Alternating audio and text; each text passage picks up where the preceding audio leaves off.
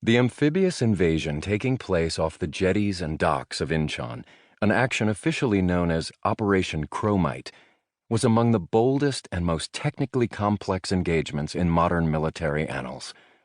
The man who conceived the invasion, prevailing over enormous doubts in Washington, was General Douglas MacArthur, and his name would forever be associated with it. But the officer most directly responsible for executing the details of the initial landing, the unsung and largely unknown architect of the marine assault, was in many ways MacArthur's opposite. He was Oliver Prince Smith, commander of the 1st Marine Division, one of the great underrated generals in American history. From the decks of the command ship USS Mount McKinley, Smith watched the proceedings as best he could through shifting curtains of smoke. He squinted into his field glasses as the ship heaved in the swells. In the distance, the small landing craft, having butted against the seawall, were in position. In the bow of each vessel, Marines raised a pair of scaling ladders, and the waiting boats treaded the water like enormous bugs with antennae quivering. The leathernecks began to scale the ladders and vanished from view, but the radio reports that came in from the spotter planes were all positive. The Marines were moving into the city now, swarming over the causeways and salt pans, already seizing industrial complexes and other installations along the ruined harbor. Smith's division was a formidable fighting force. Though it had been hastily thrown together at Camp Pendleton, California, most of the division's officers and non-coms were seasoned warriors, men of the old breed who had served in the bitter World War II battles of the Pacific, at places like Guadalcanal and Okinawa. They could load jeeps with their decorations, said one account, and would need a truck to carry off their Purple Hearts. Battalion for battalion, the 1st Marine Division was as fierce and as disciplined as anything the United States had to offer.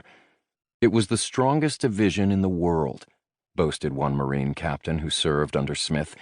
I thought of it as a Doberman, a dangerous hound straining at the leash, wanting nothing more than to sink its fangs into the master's enemy.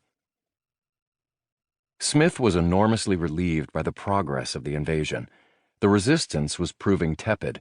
Either the North Korean defenders had been caught off guard, or they were overwhelmed by the intensity of the firestorm. But Smith stopped short of celebrating. He was superstitious of good fortune. As an assistant division commander at the World War II Battle of Peleliu, he had witnessed a senseless loss of life, the result of intelligence failures and strategic mistakes not of his making. Scarred by the events at Peleliu, he tended to proceed with a thoroughgoing sense of caution. In his own experience, it was overconfidence, more than any other single factor, that caused men to die. He felt a little uneasy that MacArthur had invited a gaggle of journalists aboard the Mount McKinley to follow the invasion. It struck Smith as unseemly to have assembled so many members of the press to capture what MacArthur's people confidently expected would be his moment of triumph. This is a public relations war, Smith wrote in disdain. We are overrun with onlookers.